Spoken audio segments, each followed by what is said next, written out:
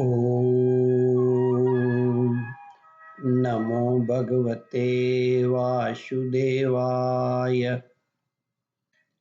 श्रद्धालु भक्तों, श्रीमद् भागवत महापुराण के 10वें स्कंद के पूर्वार्ध के 16वां अध्याय के अंतर्गत कालिए पर कृपा इसका प्रस्तुतिकरण करूंगा। इसके पूर्व जहाँ तक आप कथा श्रवण कर चुके हैं उसके आगे का प्रस्तुतिकरण करता हूँ।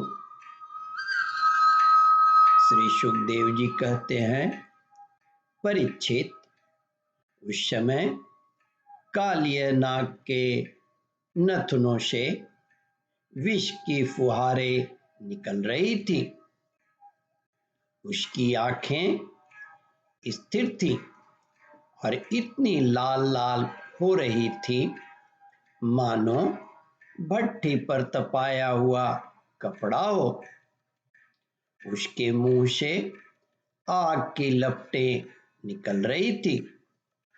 उस समय कालिय नाग अपनी दूहरी जीभ लपलपाकर अपने होठों के दोनों किनारों को चाट रहा था और अपनी कराल आंखों से विष की ज्वाला उगलता जा रहा था।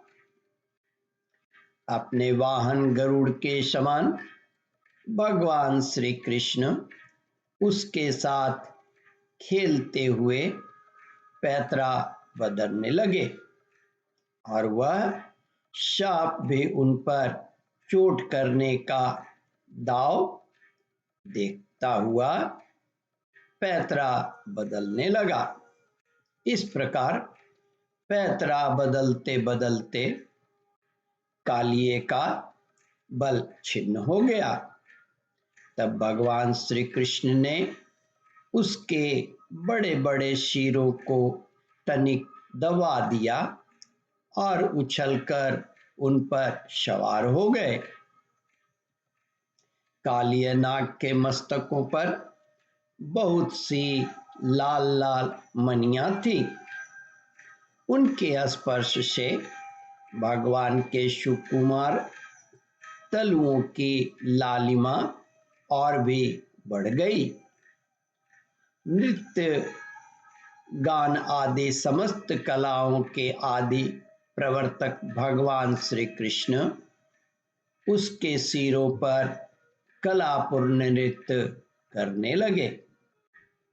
भगवान के प्यारे भक्त गंधर्व, सिद्ध, देवता, चारण और देवांगनाओं ने भी जब देखा कि भगवान नृत्य करना चाहते हैं तब वे बड़े प्रेम से मृदंग, ढोल, नगारे आदि बाजा बजाते हुए सुंदर सुंदर गीत गाते हुए, पुष्पों की वर्षा करते हुए और अपने को निछावर करते हुए भेंट ले लेकर उसी समय भगवान के पास आ पहुंचे।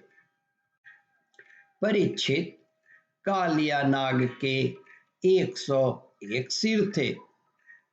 वह अपने जिस सिर को नहीं झुकाता था उसी को प्रचंड दंडधारी भगवान अपने पैरों की चोट से उछल डालते। इससे कालिय नाग की जीवन शक्ति छिन्न हो चली। वह मुंह और नथनों से खून उगलने लगा। अंत में चक्कर काटते काटते वह बेहोश हो गया। तनिक भी चेत होता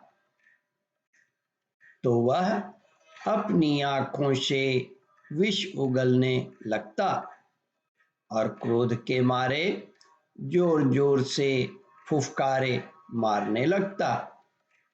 इस प्रकार वह अपने शीरों में से जिस सिर को ऊपर उठाता, उसी को नाचते हुए भगवान श्री कृष्ण अपने चरणों की ठोकर से झुकाकर रौंद डालते।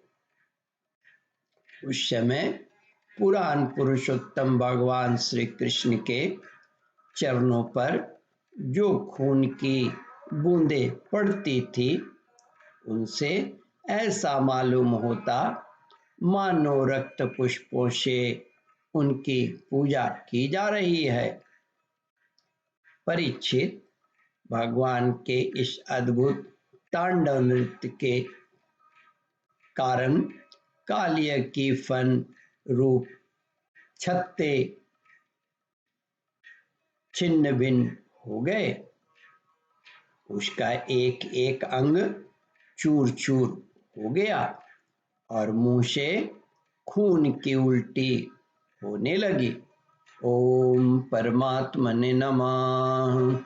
श्रद्धालु भक्तों, इस कथा को ध्यान पूर्वक श्रवण, मनन और इसका चिंतन करें।